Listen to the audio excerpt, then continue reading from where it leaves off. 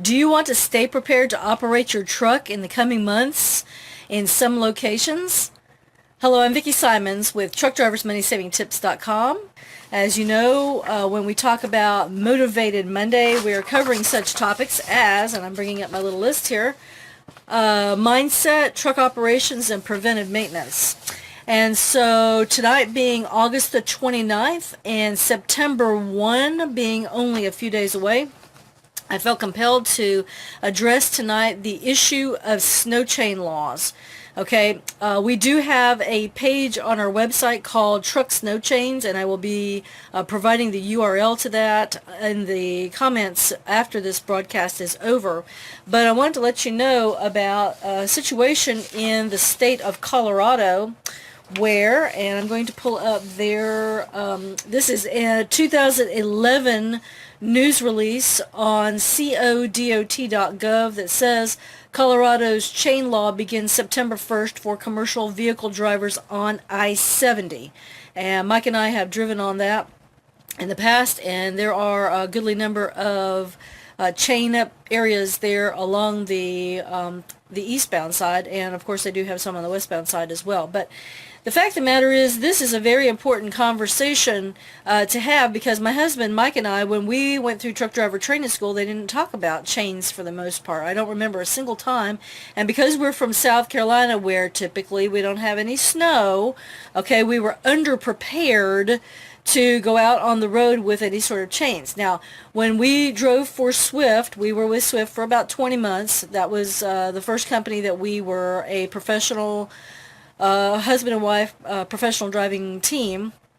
We were required to take chains with us basically year round.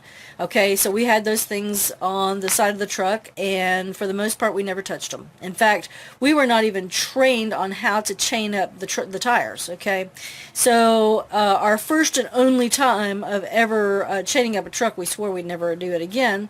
But that being said, we were on I-70 when this chaining event took place. So when we went to U.S. Express, our second team driving trucking company, they did not have chains on the trucks year-round. We were required to pick up and drop off chains at chain banks, and I'll be addressing specific traction devices tomorrow on our Technology Tuesday. We're specifically talking about tools and equipment tomorrow.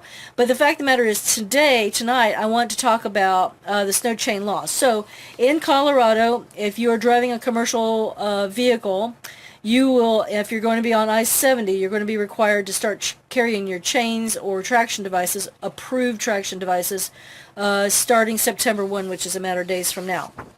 All right, let me mention to you that according to the information directly from the Colorado DOT's website, it says that they are commercial vehicles driving on I-70 between milepost 133.0 and 259 Morrison from September 1 to May 31, okay, must carry sufficient chains at all times to be in compliance with the Colorado chain law.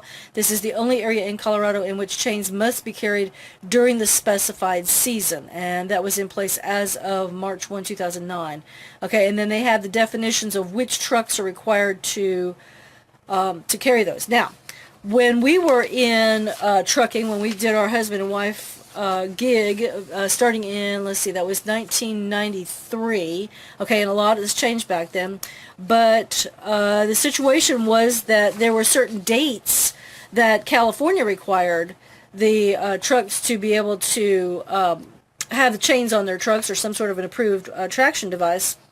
And the fact of the matter is that that has changed since then. Basically, California now says, let's see, this is on their website, dot.ca.gov. California does not have any specific dates when vehicles are required to carry chains. When the road is posted with a sign requiring chains, all heavy-duty vehicles over 6,500 pounds gross weight must be equipped with chains mounted on the tires in order to proceed. Depending on the severity of road conditions, some vehicles, passenger cars, four-wheel drive vehicles with snow tires may not be required to install chains at that point. The exceptions will be posted on the sign.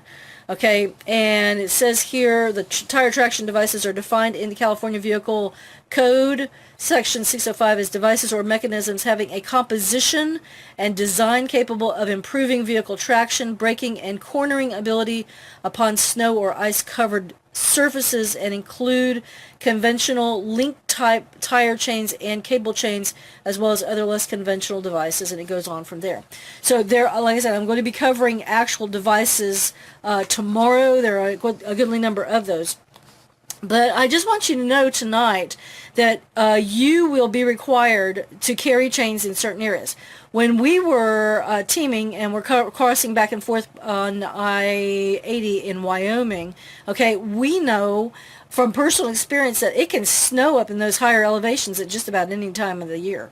Okay, we were actually there in August, hot August, okay, in South Carolina, but there was snow flying. Okay, and as such, you know, that was kind of unusual for us to experience that. Here we are basically in the summer months in our area of the country. But I want for you to be prepared, drivers. Okay, if you get to a place where you need to have chains or cables on your vehicle and you're not ready, you're not going to be able to go down those roads, go up those roads, ascend or descend those grades. Okay. There are certain areas of the country where the snow depth can be so tall that they have these little markers with reflective tape posted every so often. Okay, we saw that definitely when we were going up through the Montana and Idaho area on I-90. And the fact of the matter is, you're used to seeing both of these pieces of reflective tape, and if one of them is covered up, that means that the snow is more than that deep. So I do know from personal experience that you do need to have good drive tread on your drive tires. Okay, you need to have a certain thickness. In fact, I think it was California. I was reading, they said something about you have to have at least 6 32 inch tread on your tires in order to be able to proceed in the snow zone. So I just want you to be prepared. Okay, go into this with a mindset that you have everything that you need as far as your the mindset going into driving during the winter months, and also to prepare to have your equipment on your truck so that you are not stopped, and either that you can't go any farther or that you're going to be fined. Okay, so that being said, I want for you to realize that there could be some financial repercussions if you prepare early. Okay, hopefully you can get some of these pieces of equipment at a lower cost. Also, you'll want to, and I'll talk about this tomorrow night, you'll want to consider all of your options. For example, are you going to have a situation where you're not going fast enough for an automatic type of a tire device, to, chain device, to fling out the little chain segments there? Okay, so I want you to do some research, do your own due diligence, and find out what it is that's going to work in your particular situation. If you're an owner-operator, we would appreciate if you have used different kinds of snow chain devices, what sort of a review would you give to those chain devices? And I'll talk some more about that tomorrow night. So be prepared. Tomorrow, let's see, today's the 29th, 30, 31, so about 3 days from now, you'll need to be prepared going across Colorado on I-70 with your snow chains or cables. All right, until next time, my husband Mike and I wish you safe travels and lots of money-saving opportunities on the road. Have a great night. If you have any questions, get in touch with us through our comments below or TruckDriversMoneySavingTips.com. Thanks. Have a great night.